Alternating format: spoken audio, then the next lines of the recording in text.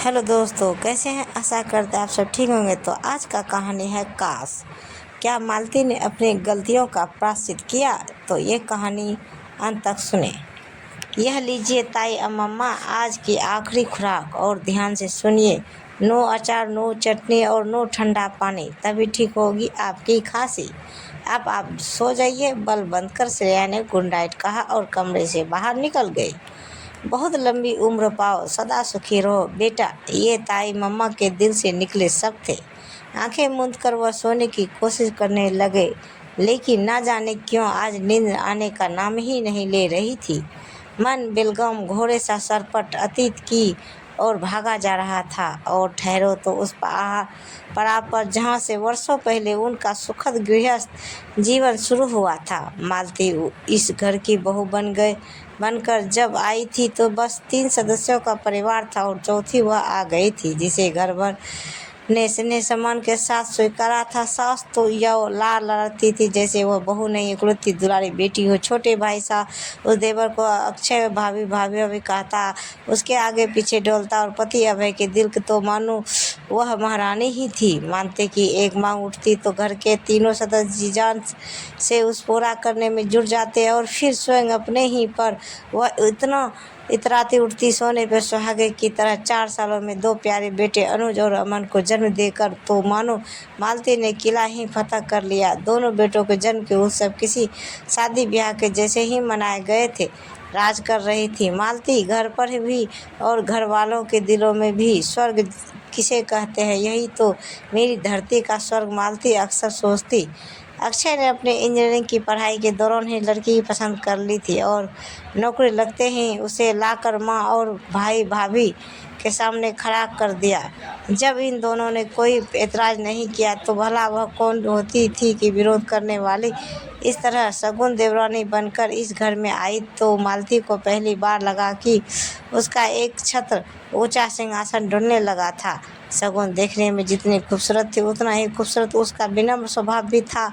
ऊपर से वह कमाऊ भी थी, अक्षय के साथ ही काम करती थी और उसके बराबर की कमाती थी। इतने गुणों के बावजूद अभिमान से वह एकदम अछूती थी। देवरानी की यह तमाम गुण मालती के सीने में कांटे बनकर चुभते थे और उसके मन में हिनंग रथियों पनपनाते थे।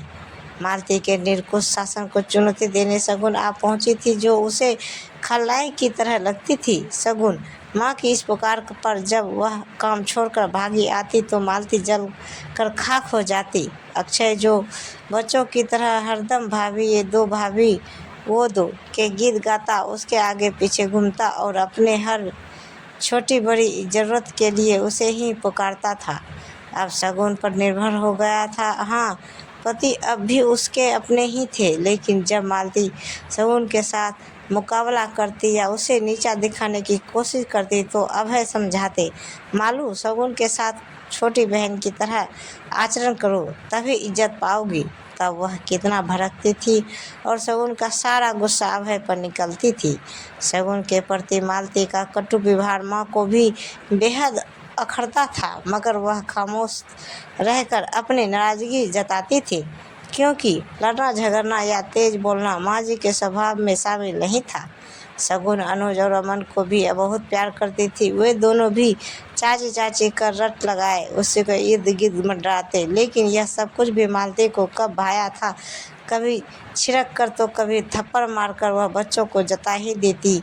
उसे चाची उनका मेल जोल बढ़ाना पसंद नहीं। बच्चे भी धीरे धीरे पीछे हट गए। फिर साल भर बाद ही शगुन भी माँ बन गई। एक प्यारी सी गोलमटोर बेटी को जन्म देकर पहली बार मालती ने चैन की सांस ली। उसे लगा कि बेटी को जन्म देकर शगुन उससे एक कदम पीछे और एक पद नीचे हो गई, लेकिन यह मालती का बड़ा भारी भ्रम था। 3 पीढ़ियों के बाद इस घर में बेटी आई थी, जिसे माँ जी ने पलकों पर सजाया और शगुन को दुलार कर धन्यवाद भी दिया। माँ और अक्षय ही नहीं, अभय भी बहुत खुश थे। उतना ही नहीं, भव्य नामकरण हुआ जितना अनुज और अमन का हुआ था, और उसे नाम दिया श्रुति। फिर 2 साल के बाद दूसरी बेटी श्रेया आ गई। अक्षय की गुड़िया सी बेटियों में माँ जी के प्राण बसते थे। लगभग यही हाल अभय का भी था। मालती से यह बर्दाश्त नहीं होता था। वह अक्सर चिढ़कर बड़बड़ाती, वंश तो बेटों से ही चलता है ना बेटियों। तो पराया धन है, इन्हें इस तरह सिर पर धरोगे तो बिगड़ेगी कि नहीं। उधर मालती की कटु वचनों का सिलसिला बढ़ता जा रहा था। इधर बच्चों में भी अनबन रहती। अक्सर अनुज अमन के हाथों पीट कर श्रुति और श्रेया रोती हुई दादी के पास आती तो शगुन बिना किसी को कोई दोष दिए बच्चों को बहला लेती कि कोई बात नहीं बेटा, बड़े भैया लोग हैं ना। लेकिन दादी माँ से सहन नहीं होता। आखिर एक दिन तंग आकर उन्होंने स्पष्ट घोषणा कर दी, बस अब समय आ गया है कि तुम दोनों भाइयों को अपने जीते जी अलग कर दूं, नहीं तो किसी दिन किसी एक बच्चे का सिर फूटा होगा। या माँ का फैसला मानो पत्थर की लकीर था और घर दो बराबर हिस्सों में बट गया। माँ ने साफ शब्दों में मालती से कह दिया कि बड़ी बहू तुम अपनी गृहस्थी संभालो, मैं अक्षय के पास रहूँगी। शगुन नौकरी पर जाती थी है और उसकी बच्चियाँ बहुत छोटी है, अभी उन्हें मेरी सख्त ज़रूरत है। हाँ, तुम्हें भी अगर कभी मेरी कोई ख़ास ज़रूरत पड़े तो पुकार लेना, शौक़ से आ जाऊँगी। मालती स्वतंत्र गृहस्थी पा कर बहुत खुश थी, लेकिन हर समय बड़बड़ाना उसकी आदत में शुमार हो चुका था। अतः जब तक उच्च स्वर में सुनाती, अरे कर लो अपनी बेटियों पर नाज, उनके ब्याह के समय तो भाइयों के नेक पूरे करवाने के लिए मेरे बेटों को ही बुलाने आओगी ना, या बेटे के बिना तो गति भी ना होती। बेटा ही तो चिंता को आग देता है, खुश हो लो। अभी मालती की इन हरकतों की वजह से माँ जी ने तो उसके साथ बातचीत ही बंद कर दी। शगुन ने भी पलट कर ना तो कभी जेठानी का जवाब दिया और ना ही झगड़ा किया। अपनी इसी विनम्रता के कारण तो वह सास और पति के मन में बसी थी। अभय भी उसकी सराहना करते ना थकते थे। जीवन के बही खाते से एकाएक साल घटता गया और एकाएक जुड़ता गया। एक घर के दो हिस्सों में बच्चे पल बढ़ रहे थे। अनुज पढ़ाई और खेल में अच्छा खासा था, जबकि अमन का ध्यान पढ़ने लिखने में था ही नहीं। उसके लिए एक क्लास में 2 साल लगाना आम बात थी। इधर श्रुति और श्रेया दोनों ही बेहद जहीन थी, पढ़ाई में और व्यवहार में अति शालीन और शिष्ट। अक्षय, शगुन और माँ ने उन्हें बेटों की तरह पाला था। वैसे भी यह तो सर्वविवादित है कि यथा माँ तथा संतान कुछ इसी तरह के थे। दोनों घरों के बच्चे कब उन पर बचपन बीता और कब यौवन की दहलीज पर उन्होंने कदम रखा पता ही ना चला। फिर आए अप्रिय घटनाओं के साल, जिन्होंने नए नए इतिहास लिखे। एक साल वह आया जब अनुज अपनी योग्यता के बलबूते पर ऊंचे पद पर नियुक्त हुआ और दूसरे साल बिना किसी की राय लिए उसने एक NRI लड़की से कोर्ट मैरिज कर ली। जरूरी औपचारिकता पूरी होते ही उसे चंद महीने बाद ही सबको गुड बाय कहकर कनाडा की ओर उड़ान भर ली। तीसरे साल अमन अपने दोस्तों के साथ घूमने के लिए गोवा गया तो वहां से वापस ही नहीं आया। बाद में एक दोस्त ने घर आकर मालती को अमन द्वारा एक क्रिश्चियन लड़की से प्रेम विवाह किए जाने के बारे में बताया। आंटी, उसका नाम डेजी है, उसकी आंखें नीलम जैसी नीली है, बाल सुनहले हैं और रंग दूध सा गोरा है, पूरी अंग्रेज लगती है। वह उसके पिता का पणजी में एक शानदार बियर बार है। इन तमाम बातों को सच साबित करने के लिए अमन का खत चला आया। माँ, मुझे डेजी पसंद थी, वह भी मुझे पसंद करती थी। हम शादी करना चाहते थे, मगर उसके डैड की 2 शर्तें थी। एक तो मेरे धर्म बदल कर ईसाई बन जाऊं और दूसरी मुझे वहीं रहकर उनका काम संभालना होगा। माँ, मेरे लिए यह सुनहरा मौका था, अतः मैंने डेजी के लिए डैड की दोनों शर्तें मान ली और कल चर्च में उसके साथ शादी कर ली। आप लोगों से इजाज़त लेना बेकार था, क्योंकि आप कभी इसके लिए तैयार ना होते। इसलिए बस सूचित कर रहा हूँ कि और आपका आशीर्वाद मांग रहा हूँ। अमन। मालती और अभय को लगा जैसे सारे कहर एक साथ टूटकर उन पर आ गिरे। बस एक धरती ही नहीं फटी जिसमें दोनों समा जाते। धर्म बदल लिया, अपने अस्तित्व को ही बेच डाला। ऐसा अधर्म और अवसरवादी इंसान मेरा बेटा कैसे हो सकता है। उस लड़की से बेशक ब्याह करता, मगर धर्म तो न बदलता।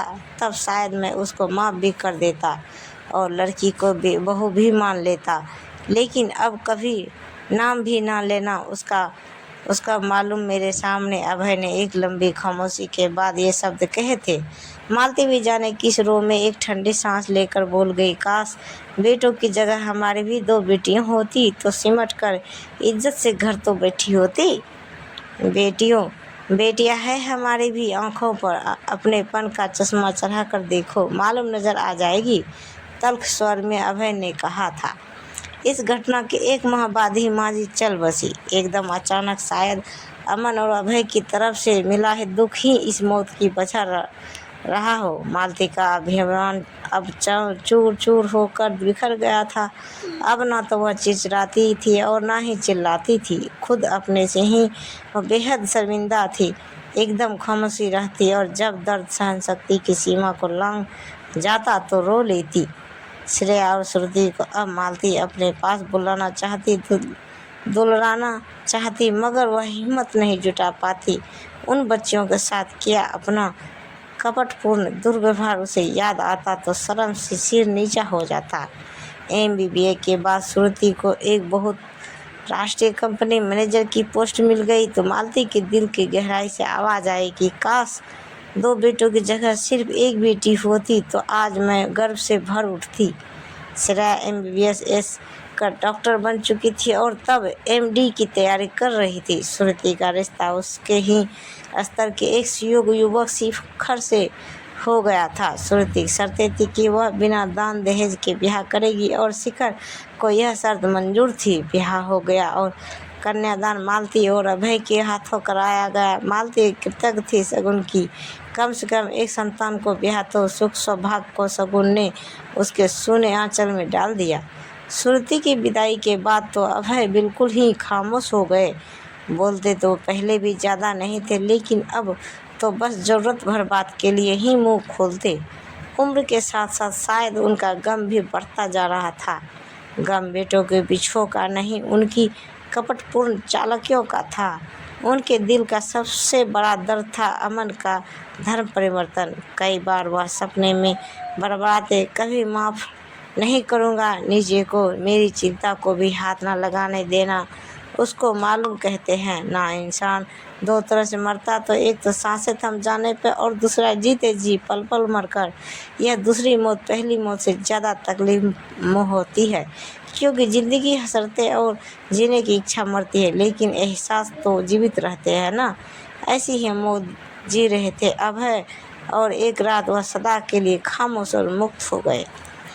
पति के मौत के बाद वह भयानक रात याद आते ही मालती अतिथि के दौरान से घिरने से निकलकर वर्तमान के धरता पर आकर गई। उसे अच्छी तरह से वह रात याद है जब दोनों एक साथ एक ही पलंग पर सोए थे, लेकिन सुबह वह अकेली उठी और वह हमेशा के लिए सो गए। कैसी अजीब बात थी कि उसे शांत निद्रा में भी रात खुद चल कर गए बिस्तर तक और सुबह किसी और ने उतार कर नीचे धरती पर लिटाया। इस तरह काल का प्रवाह अपने साथ उसके जीवन के उस आखिरी तिनके को भी बहा ले गया जिसके सहारे उसे इस संसार सागर से पार उतरना था।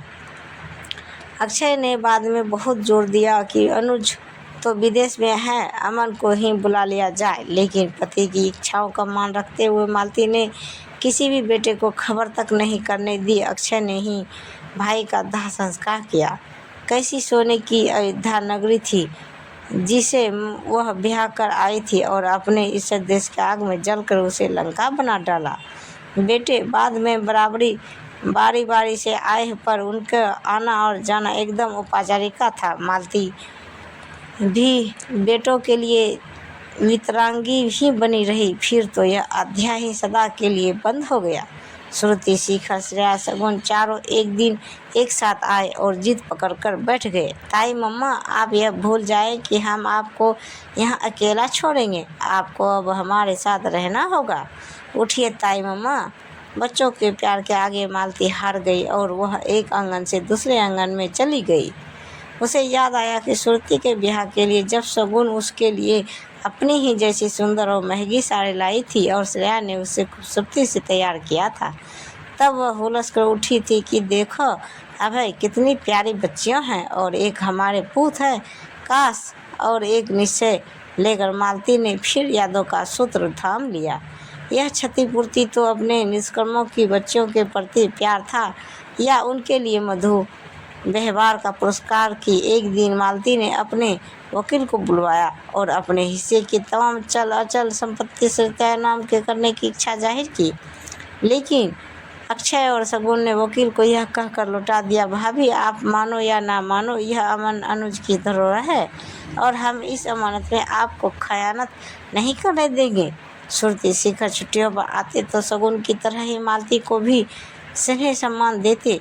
शिखर दामाद की तरह नहीं, बेटे की तरह खुलकर मिलता और उन्हें ताई मम्मा नहीं बड़ी मम्मा कहकर बुलाता। कहता है कि आपने ही तो श्रुति का हाथ मेरे हाथ में दिया है, फिर आप मेरी बड़ी मम्मा हुई कि नहीं। घर की मीठी चहल पहल पहले मन में कसक जगाती थी, अब उमंग भरती है कि काश ये मेरे दो बेटी होते तो दामाद होते, दुनिया की सब सुखी होती। तो अचानक उसे अभय की तिरस्कार निगाह याद आ गई। अपनी ओछी मानसिकता पर उसे अफसोस हुआ, मेरे ही तो बच्चे हैं और ये सुखी ही तो है। मैं और कैसा होता सुख है, चौथेपन की लाठी बनाने के लिए ही तो माँ बाप पुत्र की कामना करते हैं और वह पुत्र तो कब के मेरे साथ छोड़ गए। मेरे पति की मृत्यु के कारण भी बने हैं। यह फूल सी बच्चियों कैसे मेरे आगे पीछे डोलती है। यह सुख नहीं तो और क्या है, यही सुख भी है और स्वर्ग भी है। सहसा भी मालती के मन में यह ख्याल खलबली मचा गया। बेईमानी सांसों का क्या भरोसा, न जाने कब थम जाए और हो सकता है उसी की इसी रात का कोई सवेरा ना हो। अभय के साथ भी तो ऐसा ही हुआ था। इसलिए अपनी एक खास इच्छा को आकार देने के लिए कागज कलम से एक मालती ने लिखना शुरू किया, मेरी संतान, मेरी दो बेटियां श्रुति और सराही, और यह मेरी हार्दिक इच्छा है कि मेरी मृत्यु के बाद मेरे शरीर को आग मेरी बड़ी बेटी श्रुति और दामाद दे, शिखर दे। यदि किसी वजह से वह मौजूद ना हो तो यह हक मेरी छोटी बेटी श्रेया भारद्वाज को दिया जाए। मेरे घर जेवर बैंक के पैसे और शेष संपत्ति